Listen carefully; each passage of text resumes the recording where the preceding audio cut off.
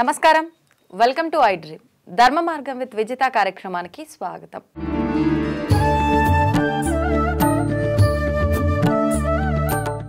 ముందుగా ప్రేక్షకులందరికీ భోగి, సంక్రాంతి, కనుమ శుభాకాంక్షలు.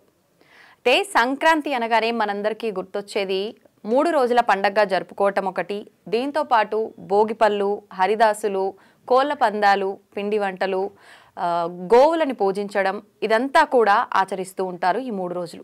కానీ అన్ని ప్రాంతాల్లో 3 రోజుల పండగగా జరుపుకోరు. ఒక రోజుతో జరుపుకునే వాళ్ళు ఉన్నారు, 3 రోజులు జరుపుకునే వాళ్ళు ఉన్నారు.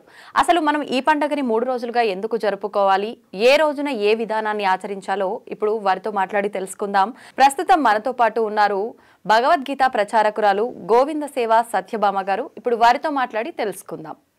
నమస్కారం అండి. ముందుగా ఐ డ్రీమ్ ప్రేక్షకులందరికీ నమస్కారం అండి. ఇప్పుడు నేను చెప్పినట్టుగా సంక్రాంతి అనగానే కొన్ని ప్రాంతాల్లో 3 రోజులుగా ఆచరిస్తుంటారు, కొన్ని ప్రాంతాల్లో ఒక రోజు మాత్రమే జరుపుకుంటారు. ఎక్కువగా అంటే ప్రాంతాన్ని బట్టి ఆచరిస్తూ ఉంటారు. అసలు నిజంగా ఇది 3 రోజులుగా జరుపుకునే పండగన, ఒక రోజుగా జరుపుకునే పండగన, ఏ రోజు ఏ విధమైన విధి విధానాలు ఆచరించాలి, ఈ భోగిపళ్ళ సాంప్రదాయం ఎలా వచ్చింది, ఈ విధానాన్ని అంతా కూడా తెలియచేయండి.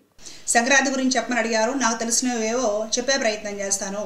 మనకి కాలచక్రము 2 భాగాలుగా విభజించబడి ఉంటుంది. ఒకటి 6 నెలల పాటు ఉత్తరాయణము, 6 నెలల పాటు దక్షిణాయనము. అందులో ఉత్తరాయణం అనేది పరమ పవిత్రమైన పుణ్యపు ఆయనం.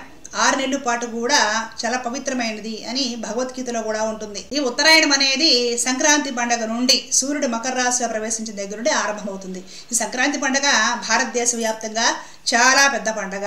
భారతీయులు మొత్తం అన్ని రాష్ట్రాల్లో, అన్ని ప్రాంతాల్లో కూడా వారి వారి ఆచారాలకు అనుగుణంగా ఉన్నంతలో కూడా చక్కగా చేసుకుంటారు. ముఖ్యంగా తెలుగు వారికి సంక్రాంతి పండుగ చాలా విశేషము, చాలా పెద్ద పండుగ. ఇది భోగి, మకర, కనుమ అని, ఆ తర్వాత ముక్కనుమ అని కూడా చక్కగా 4 రోజులు చేసుకుంటారు. అందరూ ఉత్సవాలు చేసుకుంటారు, యథాశక్తి పిండి వంటలు చేసుకుంటారు, అందరినీ సత్కరిస్తారు, బంధువులని అందరినీ సెలవులకి ఊర్లకు పెడతారు, ఆనందంగా గడుపుతారు. ఆ మధురపు రోజులు ఎప్పటికీ మర్చిపోలేరు. అంటే మన నిత్య దైనందిన జీవితంలో ఉన్న ఈ స్పీడు, ఒత్తిడి ఏదైతే ఉంటుందో అదంతా కూడా ఈ సంక్రాంతికి ఊర్లకు వెళ్ళి వదిలించేసుకొని వస్తారు. ఆ విధంగా మనకి కంప్లీట్గా రిలాక్సేషన్ ప్రసాదించే పండుగ సంక్రాంతి పండుగ. ఆ పండుగ అంటే అందరికీ ఇష్టమే. ఇందులో ముఖ్యంగా మొదటి రోజు భోగి. ధనుర్మాసం నెలపట్టినప్పటి నుండి కూడా గోదాదేవి ధనుర్మాసమంతా శ్రీరంగనాథుడిని లేదా నారాయణుడిని లేదా కృష్ణ పరమాత్మని విశేషంగా ఆరాధించి ప్రేమించి ఈ నెల్లాళ్ళు కూడా ఉదయమే వేకువ తన స్నేహితురాలను కూడా తీసుకొని వెళ్ళి స్నానం చేసి స్వామి మీద పాశురాలు అంటే భక్తి గేయాలు రచించి స్వామికి తులసి మాలికలు సమర్పించి స్వామిని పొందాలి అని ఆరాటపడి ఆవిడ 1 రోజులు స్వామికి వ్రతము చేసి భోగి పండుగ రోజున స్వామిని వివాహం చేసుకొని స్వామిని చేరి స్వామిలో లీనమైపోతుంది. మోక్షపదానికి అంటే భగవంతుడి విశుద్ధమైన హృదయాంతస్యములో చేరిపోతుంది. కాబట్టి తమిళం వాళ్ళు అలాగే మన తెలుగు వాళ్ళు కూడా ధనుర్మాసం నెలపట్టింది పండుగ నెలపట్టిందని చక్కగా ఇంటి ముందు ఊడ్చి కల్లాపులు చల్లి రంగుల ముగ్గులు వేస్తారండి. ఇళ్ళులన్నీ కూడా నెలపట్టిన దగ్గర నుండి చాలా శోభాయమానంగా ఉంటాయి. మన వీధిలో పెడుతూ ఉంటే ఎంత అందంగా ఉంటుంది. ప్రతి ఇల్లు కూడా ఇంటి ముందు అందమైన రంగుల ముగ్గులు వేసి దాంట్లో గొబ్బెమ్మలు పెట్టి, గ్రామాల్లో అయితే దాని మీద గుమ్మడి పువ్వు కూడా పెట్టి అద్భుతంగా ఉంటుంది. అలాగా గొబ్బెమ్మలతోటి ముగ్గుతోటి ఇల్లు అలంకరించడం వలన వాకిలి లక్ష్మీదేవి అలాంటి ఇళ్లలో శాశ్వతంగా స్థిరంగా ఉండిపోతుందని శాస్త్రవచనం. ఇందులో ఇంకొక అర్థం కూడా ఉంది. మహిళలు ఎప్పుడు కూడా చక్కగా ఈ చీరలు కట్టుకొని, ఆడపిల్లలైతే ఓణీలు వేసుకొని పూర్వం గ్రామాల్లో సంక్రాంతి నెలపట్టిన దగ్గర నుండి సందడిగా ముగ్గులు అవి వేసుకుంటూ ఉండేవాళ్ళు. పక్కన వాళ్ళు ముగ్గు చూసి మెచ్చుకోవడము, మనము అలాంటి ముగ్గులు వేయడం, పోటీలు పడి ముగ్గులు వేసేవాళ్ళు అనమాట. అలాగా కూర్చొని మహిళలు చక్కగా ముగ్గులు అవి పెడుతూ ఉంటే భర్త అలాంటి మహిళ చేత ఆకర్షించబడేవాడు. భర్తకి అనురాగము, ప్రేమ తన భార్య పట్ల పెరుగుతుంది. ఆ విధంగా సంసారాల్లో కలతలు, గొడవలు ఏమైనా ఉంటే కూడా అవి కూడా పోయేవి. అది కూడా ఒక అంతరార్థం. భార్యాభర్తలకి పరస్పర ప్రేమ, ఆకర్షణ ఒకళ్ళంటే ఒకళ్ళు ఉండాలండి. లేకపోతే ఆ కాపురం సజావుగా జరగడం కష్టం. అలాంటివన్నీ కూడా ఏమాత్రం ఖర్చు లేకుండా ప్రకృతి సహజంగా ఒకరి పట్ల ఒకరికి ఆకర్షణ పెంపొందించే విధంగా కూడా మన పండగలన్నీ కూడా పెద్దలు రూపుదిద్దారు. ఈ రోజుల్లో అవన్నీ మనం పోగొట్టుకున్నాం. ఇప్పుడు భర్తను లేదా భార్యని ప్లీజ్ చేయాలంటే వాళ్ళకి ఏవో 2 ఇంగ్లీష్ బుక్కల డైలాగులు చెప్పాలి, ఏవో గిఫ్టులు ఇచ్చి సర్ప్రైజ్ చేయాలి. ఆ రోజుల్లో ఇలాంటి అవకాశాలు ఉండేవి కాదు, ఇవి ఉండేవి కదా. సహజంగానే భార్య చేసే కొన్ని పనులు చూసి భర్తకు ఆకర్షణ, అనురాగం, ప్రేమ వృద్ధి చెందుతుంది.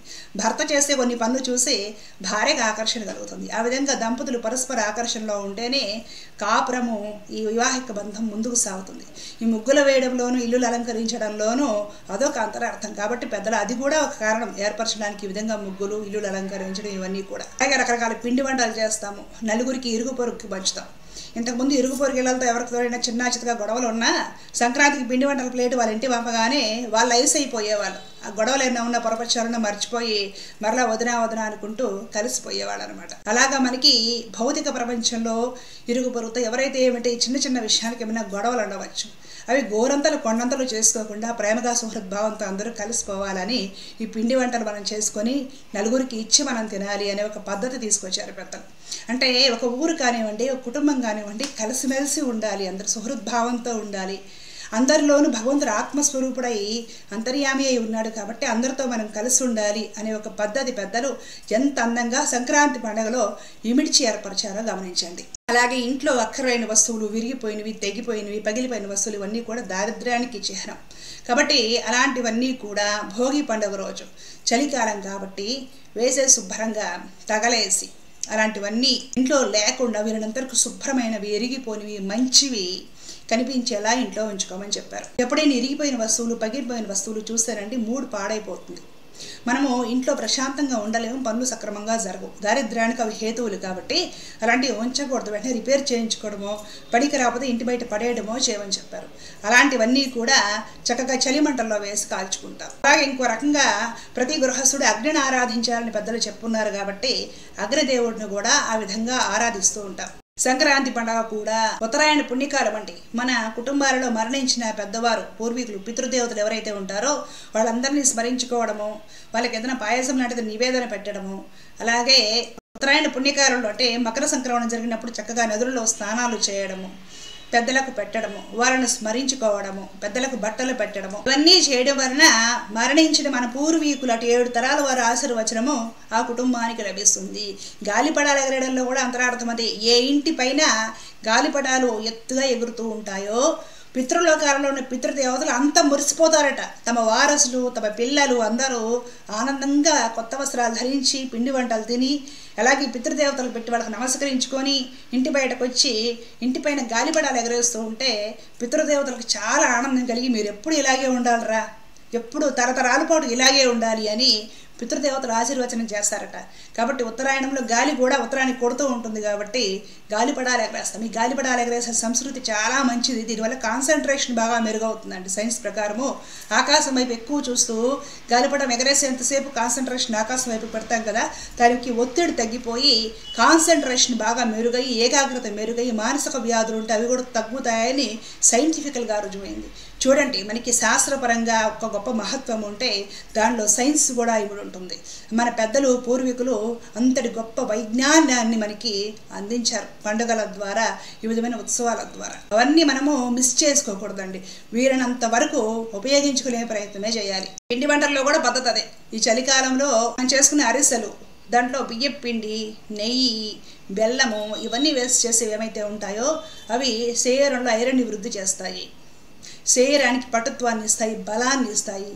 ఇంతకు ముందు రోజుల్లో కూడా వీక్గా ఉంటే నేతరసులు అవైతే సున్నుండలు అవే తినిపించేవాళ్ళు. ఇప్పుడు మనం వీక్గా ఉండి విటమిన్ టాబ్లెట్స్, ప్రోటీన్ డ్రింకులు ఇలాంటివి ఏవో వాడుకుంటున్నాం. కానీ పాత రోజుల్లో పిండి వంటలు అన్నీ కూడా శరీరంలో పుష్టిని పెంచడం కోసమే తయారు చేసేవాళ్ళు. ఇప్పుడు మనం జంక్ ఫుడ్ తింటున్నాం, రోగాలు తెచ్చుకుంటున్నాం.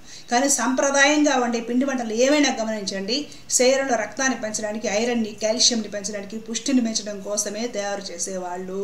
ఏదో కాలక్షేపాన్ని చిరుతులు తినడానికి తయారు చేసేవాళ్ళు కాదు. కజ్జికాయల్లో వేసే కొబ్బరి కానివ్వండి, శనగపప్పు, బెల్లం ఇవన్నీ కూడా శరీరంలో ధాతు పుష్టి పెంచడానికి, రక్తం వృద్ధి చేయడానికి, ప్రోటీన్స్ అవన్నీ కూడా పెంచడం కోసమే తయారు చేసేవాళ్ళు. పిండి వంటల్లో కూడా అంతటి గొప్ప పరమార్థం ఉంది. రోజు మనల్ని నమ్ముకొని గ్రామాలు ఎంతో మంది పేదసాదులు పొలాల్లో పనులు చేసేవాళ్ళు, మన దగ్గర పనులు చేసేవాళ్ళు, గంగిరెద్దులు ఆడించేవాళ్ళు, హరిదాసరులు ఎంతో మంది మన ఇంటి ముందుకు వస్తారండి. ఎవ్వరికి కాదనకుండా లేదనకుండా యథాశక్తి ఉన్నంతలో దానం చేయండి. మకర సంక్రాంతి రోజు చేసే ప్రతి దానము కూడా విశేషమైన పుణ్యాన్ని కలిగిస్తుంది. పితృదేవతలు ఆనందించి చక్కగా ఆశీర్వదిస్తారు. హరిదాసులు ముఖ్యంగా నామం పెట్టుకొని ఊర్ధ్వగుండ్రాలు పెట్టుకొని చక్కటి వస్త్రధారణతో కిన్నెరసాని వీణని మీటుకుంటూ మన ఇంటి ముందుకు వచ్చి హరికీర్తనలు పాడతారండి. అది చాలా గొప్ప సాంప్రదాయం, దాన్ని మనం కాపాడుకోవాలి. మన ఇంటి ముందు ఎవరండి వచ్చి ఉదారంగా హరికీర్తనలు పాడి మనకి పుణ్యాన్ని ప్రసాదించి శుభాలు ప్రసాదించి వెడతారు. అలాంటి హరిదాసులను మనం గౌరవించి వాళ్ళకి బియ్యము దక్షిణలు ఇచ్చి వాళ్ళని గౌరవించాలి. ఈ హరిదాస సాంప్రదాయాన్ని చక్కగా ప్రభుత్వం ప్రోత్సహించాలి. వాళ్ళకి మంచి సౌకర్యాలు సబ్సిడీలు ఇచ్చి హరిదాస సాంప్రదాయాన్ని ప్రభుత్వం చక్కగా ప్రోత్సహించి మన తెలుగువారి సాంప్రదాయాన్ని నిలబెట్టాల్సిన బాధ్యత బాలకులకు ఉంది. గంగిరెద్దులు వస్తాయి, డూడు బస్వన్నలు సన్నాయి చక్కగా మోగించుకుంటూ వచ్చేవాళ్ళు. అందరినీ కూడా మనం యథాశక్తి దానము చెయ్యాలి, అందరినీ సంతోషపెట్టాలి. ఎంతమందిని మనం సంక్రాంతి రోజు సంతోషపెడతామో అన్ని రూపాల్లో హరిని శ్రీమన్నారాయణుడిని మనం సంతోషపెట్టినట్లే. ఆ విధంగా లక్ష్మీనారాయణ అనుగ్రహం మనకి దొరుకుతుంది. ఆ తర్వాత కనుమ రోజు మనం పశువుల పూజ చేస్తాం. భారతదేశము వ్యవసాయం పైన ఆధారపడి ఉన్న దేశం ఎప్పటి నుంచి ఇప్పుడంటే రకరకాల ఉద్యోగాలు చేసుకొని వేరే మార్గాల్లో కూడా ఉపాధి మనం వెతుక్కుంటున్నాం, సంపాదించుకుంటున్నాం. కానీ భారతదేశం అయితే ప్రధానంగా వ్యవసాయం మీద ఆధారపడి ఉంది.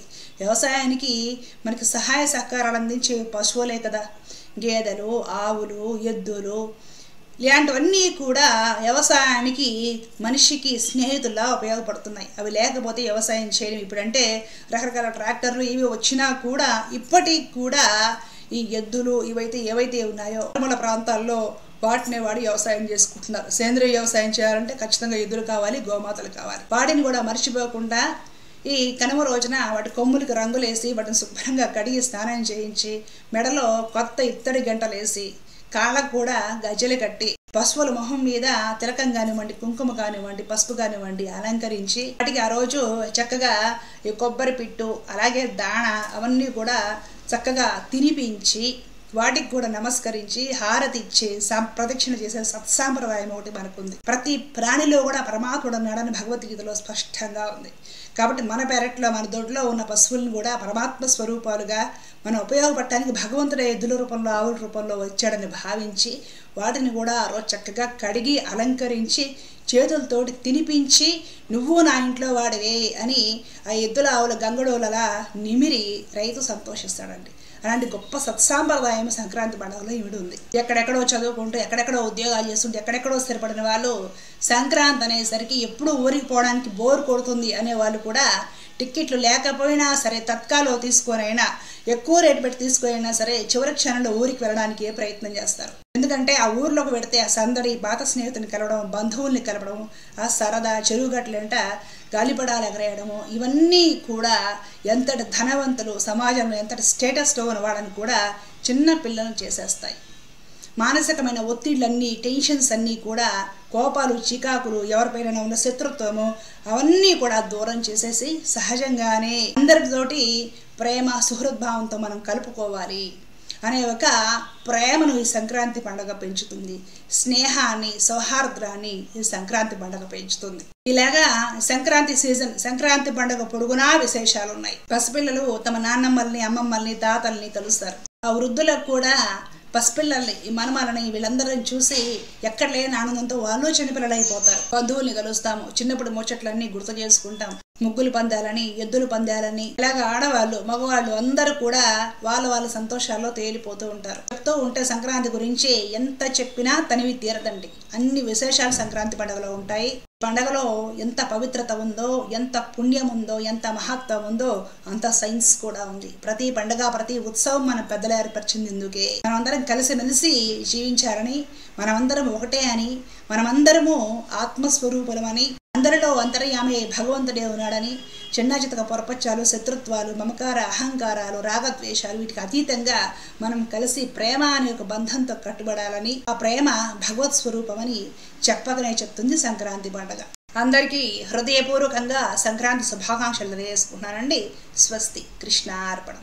సంక్రాంతి విశిష్టత గురించి చాలా చక్కగా తెలియజేశారండి. ధన్యవాదాలు.